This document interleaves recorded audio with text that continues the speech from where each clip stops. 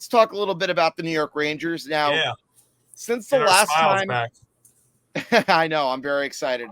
Yep. That's been the one thing that has been distracting me from all this lockout talk. And over the course of like the whole decade, I think you could make the case that the Rangers have become just as big as the Yankees for me in terms of teams that I'm like the most passionate about. But Sure. in any event, let's talk about the last 3 games. So the last time I made a video regarding the Rangers, I believe there was right before the Washington Capital game.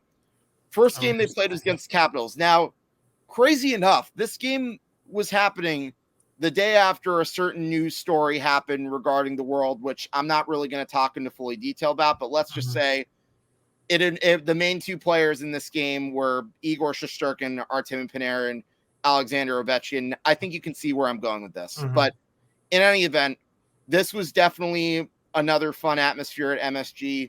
The Rangers absolutely dominated this game. Now, I know somebody posted a whole thing about the Rangers getting outshot for a certain amount of time in this game, but when you really look at the whole eye test about that game, I don't really think that told you the whole story.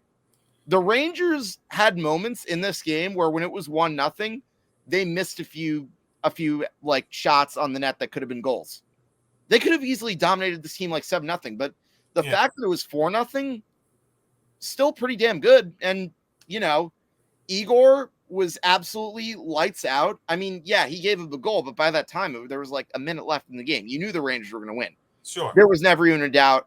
It was one of the first legitimate, like, 60-minute wins that I saw for the Rangers in probably like a few weeks. Because like I've said before, this is a solid team.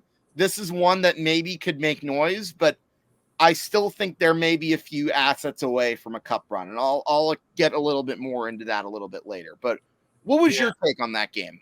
Yeah, I totally agree with you. And how many times have we talked about with the Rangers them out shooting opponents and yet still losing? So the whole out shooting thing can be a little bit misleading at times.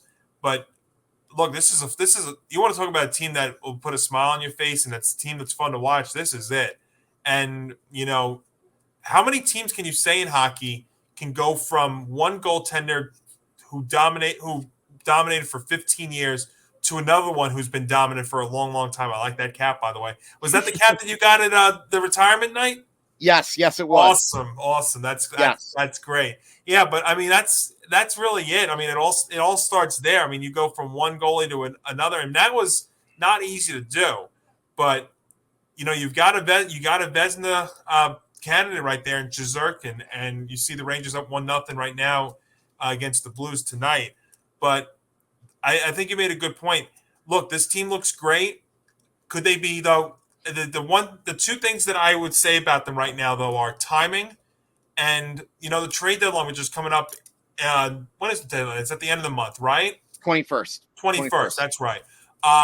I agree with you. I think they do need to make a couple of more moves because while this is a very good team, I think they are still lacking in some areas. So I would agree with you that I think they do need to make a move. But this is definitely a team, if it stays healthy and they continue the way they're going, yeah, they could be making a deep run into May or June for sure.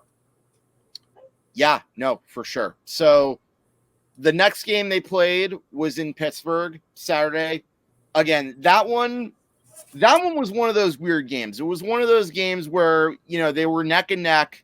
Again, Igor made this a game. The fact that he gave up 1 goal wasn't his fault. It was a power play goal. That call was obviously a ridiculous call. But again, at the same time, I'm not one that likes to blame the refs. That was a game where the Rangers couldn't really get anything going. And if you can't score a goal, then it's really hard to win. At the end of the day, I think that game should have at least gone into overtime. But you know what? It is what it is. And then obviously you had the game on Sunday night against the Vancouver Canucks. You knew Georgiev had to start because, first of all, it was the 3rd game in 4 nights. You don't want to burn Igor up too much. Yeah. Second of all, the Vancouver Canucks are kind of an inferior opponent. So you'd want to let Georgiev maybe get his feet a little bit wet if you're hearing his name in trade talks. However, with that being said, I think looking at that game, it was a combination of a few things. So the Rangers, yes, were down 4-0. I'm not going to say all of those goals that Georgiev gave up were entirely his fault because Agree. Let's face it. Some of those Shersterkin can save, but he can't. At the same time, the Rangers couldn't get this going, partially because Thatcher Demko of the Vancouver Canucks did a great job keeping the Rangers off the scoreboard. And, I think we tend to forget that whenever there's a game between two teams, there's two goalies that are being paid to get shutouts at the same time. Right. But at the same Absolutely. time, the Rangers just looked flat. Like, I think after the second goal, they must have been exhausted from playing 3 games in 4 nights. I think they just completely mailed it in. But you know what? It is what it is.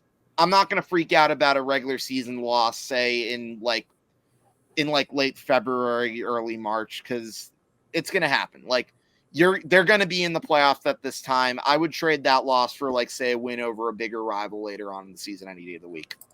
I would agree with you 100% for sure, Hank. The only thing that I will say that does make me a little bit worried about the Rangers going forward here is their schedule. Because I was looking at it before we started tonight, and they got a Blues team right now that they're playing, but then after that it starts to get a little bit tricky. They play the Devils on Friday, and the Devils always give the Rangers fits. And then you look at their Tom and I will be at that one. I'm sorry? I'll be bringing Tom to that one. Very excited. Awesome. That'll be hopefully a good luck charm there. But then you look at it after that, and they've got a very challenging schedule going forward here. They go to Winnipeg, they go to Minnesota, they play the Blues again a week from tomorrow. They've got Dallas, even this whole month. Anaheim, the Islanders, the Lightning, Carolina, the Devils. 2 games against Pittsburgh, Buffalo, Detroit here in the month of March. So schedule it's a good test for them. Yeah. This entire month, and we'll see what they're made of, because they've got some very challenging teams this month. So I would agree with you. I think you will see them make a move here to shore up, because there is something about this team, and I see what you feel about this, that I think they're lacking. I think they can go deep, but if they truly want to make a deep run, then I think they do need to pull off at least one more piece here before the deadline. Absolutely. And look, like you said, I think they should. Let's look at some of the guys that are available. And these are just a few. Philip Kessel. I've seen a lot of people saying, oh, Philip Kessel, I don't want this guy. He's kind of early to mid-30s. Well, here's the thing about Phil Kessel. Let's not forget, this guy, I don't think Phil Kessel necessarily would cost a lot of money. A lot of players. A lot of people are complaining, saying, oh, you're gonna you're gonna get rid of a lot of the farm in trying to go for the cup. Here's my issue with that thinking. If you have too many young defensemen, how many of them are going to have a place to stay in the roster within the next couple years? That's creating a logjam. Yeah. You already have a great team in front of you as it is right now. You've got Chris Kreider, 30-goal scorer.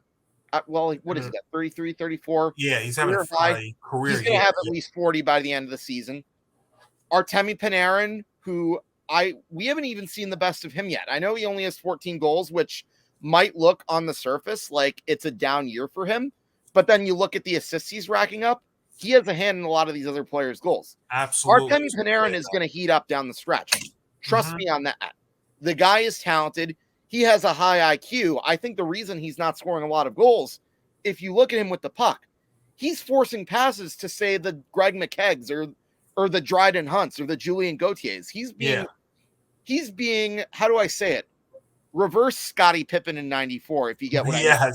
Yes. He's being a little too unselfish, which is kind of weird that I'm saying in a team sport, but that's the case. Oh, we say that a lot with the Rangers, especially on the power play. You see them passing over many times. Yeah. But when you see Panarin with the puck, when he shoots it, more often than not, the puck goes in. So if you see him score goals, watch out. I didn't even mention Adam Fox. The guy, he obviously cooled off a little bit, but up until this point, he's been getting almost a point of game. He's still young. He's not even in his prime yet. Yeah. And I only named a select few of the talented players that they have. And even Mika Zibanejad. Mika Zibanejad may be streaky, but you know what? He is a good center. You've got a lot of good pieces. And not to mention, you have a goalie who is absolutely standing on his head. There is no reason for you to argue to me that the Rangers should not go in, because in my honest opinion, part of the reason that you need to get more scoring depth, you gotta like take it easy on Igor, because he's been like trying to carry you out of a lot of wins through most of the season, you know? And so with that in mind, there is no question, in my opinion, that if things kept going, Igor's a lock for the Vezina. I mean, look at his numbers. I'm pretty sure he's the only goalie in the league whose GAA is under 2. And his save percentage is forget top 10. He's probably top 5. Let's take a look here. His goals against average is 195. Oh, it's better than I thought. Yeah, I mean, the only other guy, I mean, I'm looking at it right here. You've got Jeremy Swayman of the Bruins, who's got a 1.95, but he's played 10 fewer games. And that's something you have to think, too. So, Igor, this is his 35th game that he's playing tonight. Yes. He's going to be good for the Bruins, by the way, Swayman. And you also got... I was at the game where he and Igor went back at it with the 9-round shootout. That guy's good. Yeah. And then you also have to think about Carolina, too. You got Frederick Anderson there. He's got a 2.03. He's, he's 29.7, save percentage of 930, which I believe is also Igor's. Igor's is 941. So probably that would be your competition there. It would probably be Anderson of the Hurricanes, and I see a lot of their games obviously being down here in Carolina. But, I mean, Igor's making a very good case for it. I mean, he'll be right up there, barring some, collapse the rest of the season. But, you can't – I don't see how it's going to happen. But like I said a couple of minutes ago, competition's going to be this is going to be a very interesting month for the Rangers, because they've got a lot of challenging opponents on the schedule. So, Igor keeps him in these games. I think he's going to be right up there for the Vezina for sure. I agree. However, with regards to the Carolina Hurricanes, and make no mistake, Freddie Anderson has been definitely a big part of their success. I think the only difference between him and Igor's had a number of games where you can say that he basically carried the Rangers. I don't usually hear like, oh, Freddie Anderson carried the Carolina Hurricanes. Carolina Hurricanes, if anything, they're a loaded team. This was, if there was one team in the division that scared me before the season, it was them. And it wasn't because they had some former Rangers that, I like. It isn't even the former Rangers that scared me. It's guys more along the lines of the Sebastian Ahos, the Taravinens, the Svechnikovs, and I'll even throw in one former Ranger in there, Tony DeAngelo. Yeah. I think he's hurt though now, right? He is hurt right now, but up until that injury, he was a guy that you knew could produce for another team. And look, I'm not going to get into the whole situation that he had with the Rangers. Look, that's done. That's over with. You could say that Tony DeAngelo is a hothead. You could say the Rangers were in the right or wrong. Bottom line is, when a player leaves, I don't really like to think about it. It's like Pavel Buchnevich, who's like currently playing for the St. Louis Blues. That's one of the big storylines of this game. Every time a player leaves and gets better, like you always hear the fan base saying, "Oh, I wish so-and-so was still here. He'd be doing well." Sometimes it's all about a change of scenery. I know it's a little random tangent that I'm going on right now. No, I get what you're saying. And I'll go back to one point you were just making about Anderson. When you look at the two teams, Carolina's goal differential is plus 59. The Rangers' goal differential is plus 23. Yes. So that could be why that's where you have to almost like say, what is the definition of the Vezina Trophy? Is it for the most valuable goaltender or the most outstanding goaltender? It's kind of like the argument that I make like in baseball when it goes to the MVP. Do you give it to the player that was valuable, or do you give it to the player that was most outstanding? Otherwise, that's what you have to name it. So if you go for if the Vezina is supposed to be for the most valuable goaltender, then you have to go for Igor. Or if you go for the most outstanding one, then Anderson might have a leg up on him. Mm-hmm. No pun intended, but no, it's good. I like that. Yeah. But yeah, I'm really looking forward to this next stretch of games. And as we mentioned, so far is 1-0. A win for the Rangers today would be huge because they have struggled against a lot of the Western Conference teams. Yeah. But with that being said, I think what a lot of people are forgetting when they're like nervous about the Rangers' chances is that you're not going to face another Western Conference team until say you get through the bloodbath that is the Carolina Hurricanes, potentially the Pittsburgh Penguins or the Washington Capitals. And then even if somehow they're fortunate to get to the conference finals, which, again, I'm not ruling out that possibility. You still have to worry about the Lightnings or possibly the Panthers. I'm not going to say the Leafs, maybe the Leafs. I mean, they're talented, but that's a team that just cannot seem to get out of their own way. And again, the Rangers, like I said, they have talented guys. I just think they can add to them. And if there's ever a time for them to do it, this is the year. Because let me get in the macro part about this. There's $32 million of cap space right now. And granted, you have your own RFAs after the season that you have to worry about. That's not what I'm here to talk about. They have room to go for it. And if getting a guy like Phil Kessel or say a Joe Pavelski, now granted I know Pavelski's in his late 30s, will add some depth to the Rangers scoring and give them a better shot to win the cup, I think you have to get it done. Even if it means you have to get rid of one or two of the young defenders. Because like I said, you have the Zach Jones and the Braden Schneiders who may be with the Rangers for a long time. But then you also have, say, the Nils Lundqvists who are part of this like surplus of defensemen in the minor leagues. They're not going to have a place to play. They're probably better off in a different organization. And you know what? That's not a bad thing. And it kind of relates to what I was saying earlier.